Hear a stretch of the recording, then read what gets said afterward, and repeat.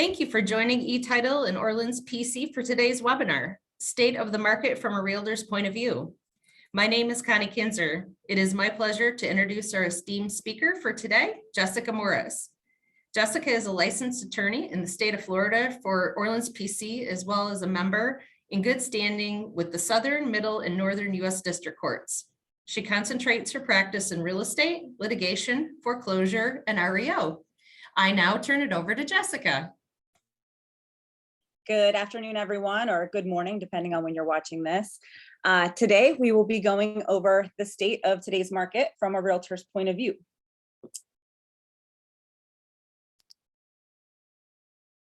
So what to expect from today's presentation? Today, we're going to talk about the housing crash of 2008 and kind of go over some Cliff Notes. We're also going to discuss the current market and whether or not we are looking at another 2008. And what has been put in place to prevent another crash? So I've had a lot of realtors recently talk to me in confidence because they're pretty concerned about their job. They are having flashbacks to 2008. They're saying, am I going to have to find a regular 9-to-5 job a year from now? We're worried. Inventory is extremely low. What is going on? What can we expect?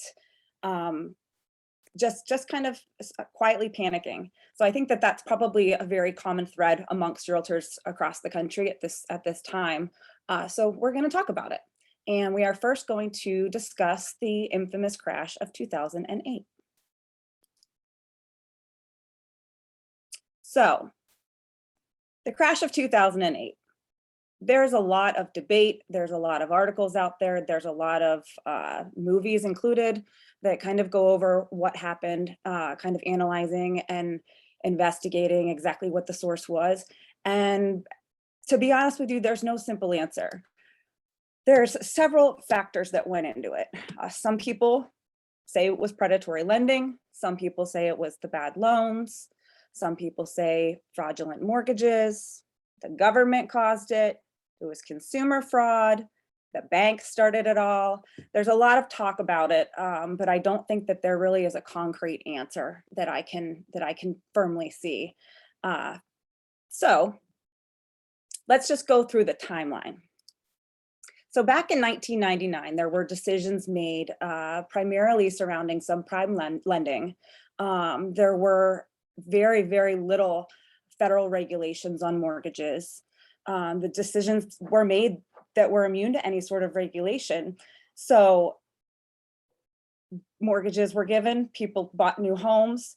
And you have to remember back then in 1999, it was completely insane to think that a person would stop paying their mortgage. When you think back to where we were at that point in time, everyone's first bill of the month that they always pay is their mortgage. It was kind of crazy to think that anyone would ever actually default on it. Which then led to a problem come 2005 when some of the consequences for these risky decisions came about. A lot of balloons were due, interest-only loans. Interest-only loans meaning that when they first took out the loan, they were paying interest only on monthly installments. And then all of a sudden they're hit with a bill out of nowhere where they're paying their actual monthly payments, which was typically significantly higher. Or we're talking about balloons, if you guys remember those, the balloon mortgages, where you had a certain interest rate for a certain period of time, and then a big chunk of cash was due. There were all kinds of creative, if you will, loans that were given out at the time that ended up with a lot of people in default. And as these defaults were going up, the home values were going down.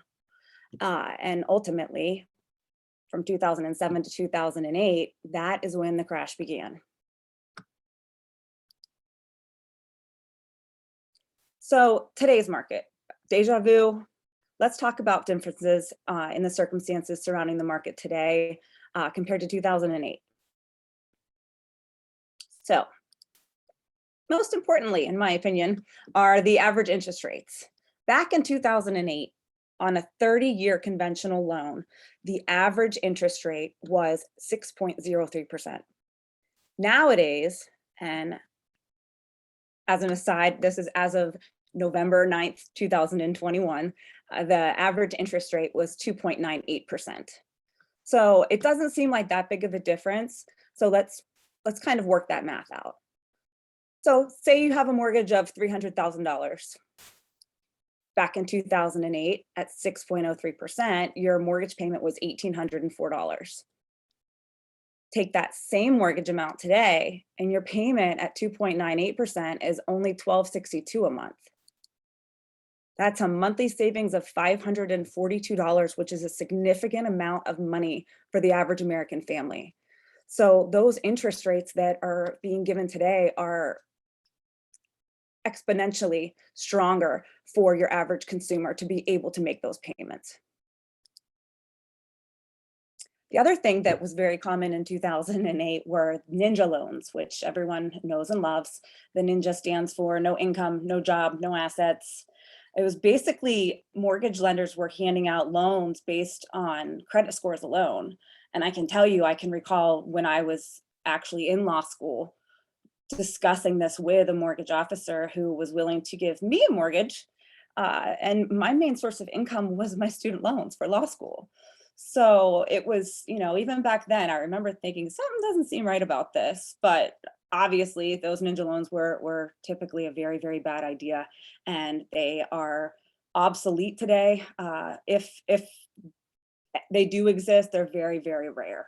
And it's usually with someone who has a prior relationship with the mortgage broker or lender, maybe with a private loan, or taking into consideration some of the other businesses that they have helped funded. Another big thing in 2008 that really did not help the market was strategic default. Because the market was going down, a lot of people that could make their mortgage payments just simply decided not to, and they walked away from their house, which with all the other foreclosures going on and all the other defaults did not help home values, because you had people that, again, financially secure people that could make their mortgage payments, and if they had to make that personal decision to walk away from it, even though they could afford it, again, did not help the housing market. So a variety of factors impacted the 2008 market. So it's important to note that the conditions rooted in the 2008 market and the conditions driving price growth today are entirely radically different. Today's growth in general isn't rooted on a house of cards built on these risky decisions, but the current market is grounded on pretty solid economics, really strong underwriting processes, and learning from mistakes, which makes today's strong market significantly more sustainable. So now we're going to talk mitigation tools. And these are tools that we have developed since 2008 to help secure today's market. So the 5 main ones we're going to discuss are regulations, vacant homes, short sales, foreclosure waves, and loss mitigation. So the first one are effective regulations. We now have regulations in place, very strong ones, whether it's through the government or through even a lot of private loans. The underwriting process is significantly more stringent. The consumer evaluations are more effective. And I think everybody kind of came to a point after 2008 where we all realized that these types of things are super important, because nobody wins when the market crashes. You have to keep in mind that if you're a consumer, you obviously want your house to be, top value. The bank does too. Your lender does as well, because that's their collateral. So you have to also keep in mind that banks are not in the business of owning homes. So when there are foreclosures, banks can only hold a certain amount of real estate and still be in compliance with the federal mandates because of the types of businesses that they are. So again, the bank doesn't want your home. It is in everyone's best interest. It is a win-win across the board to keep people in their homes and make sure that they can continue making some sort of affordable payment. Another thing that we learned from 2008 are zombie homes. Zombie homes are what we refer to as homes that are vacant and deteriorated. It was a huge problem back in 2008 when people initially began defaulting on their homes. They basically packed up and left and abandoned their house because they couldn't pay their mortgage. They didn't want to sit and wait till they were thrown out. That fear was in them, so they just packed up and left.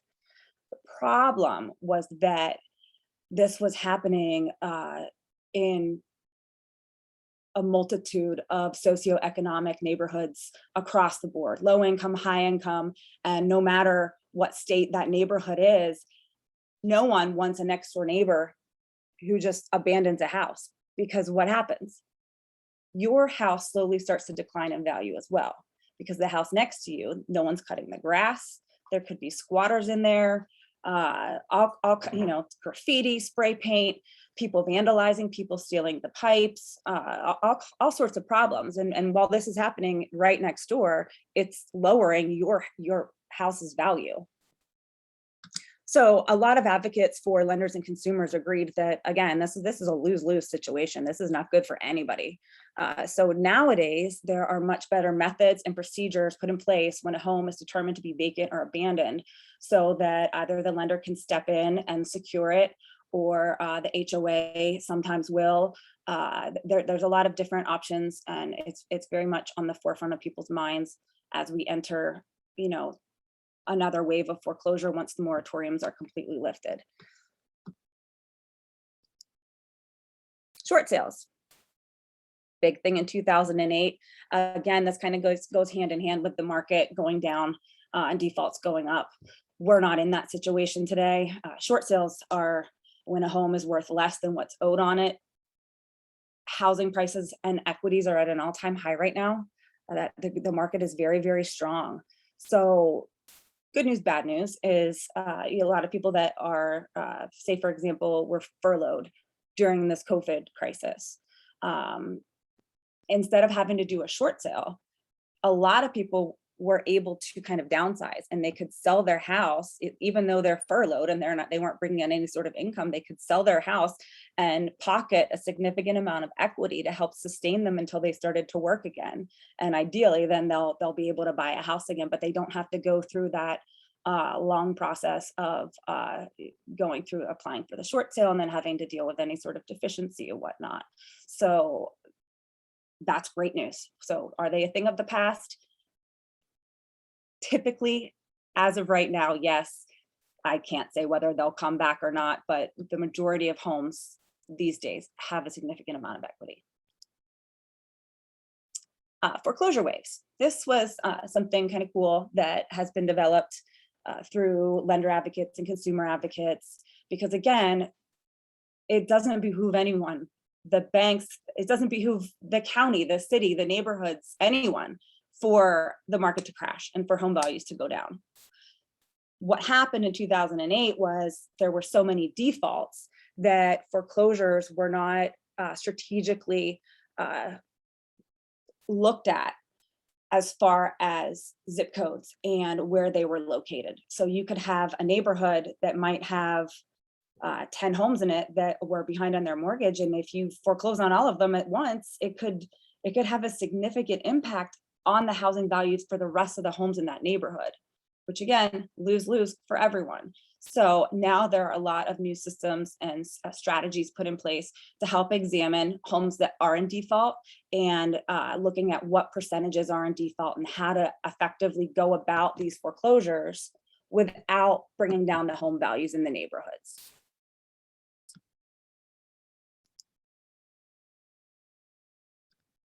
So lastly, loss mitigation. It's a whole different meaning these days.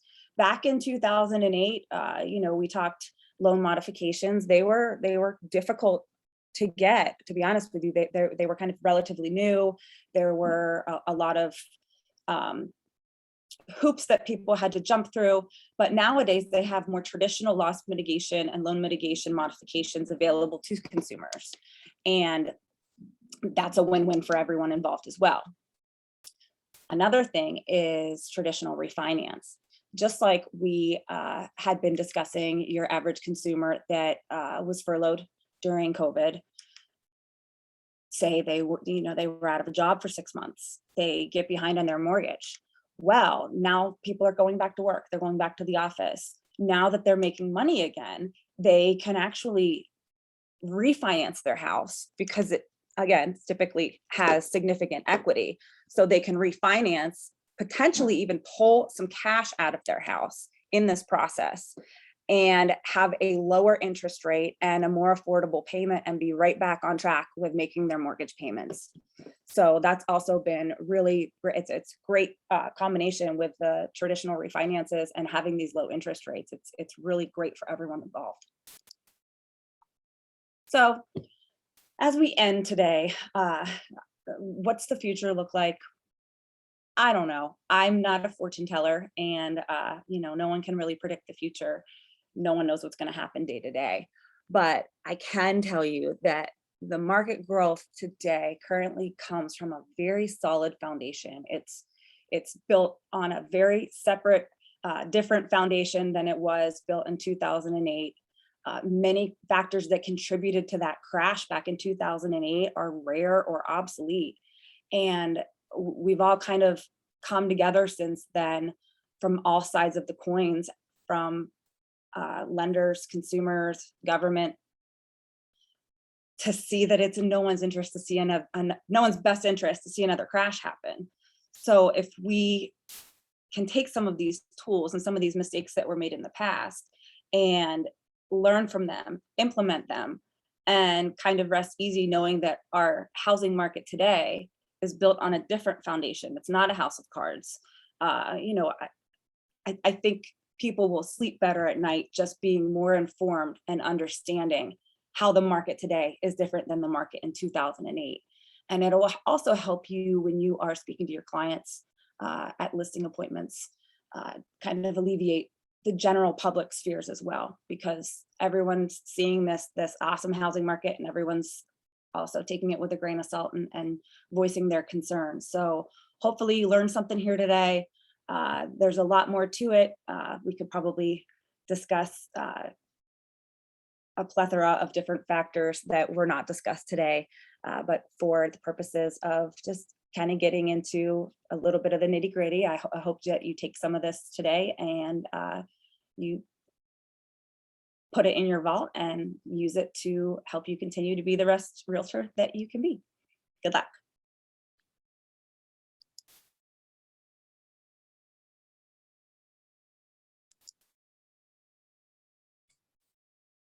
Thank you, Jessica. Thank you everyone for attending today's webinar. We hope you have a great day.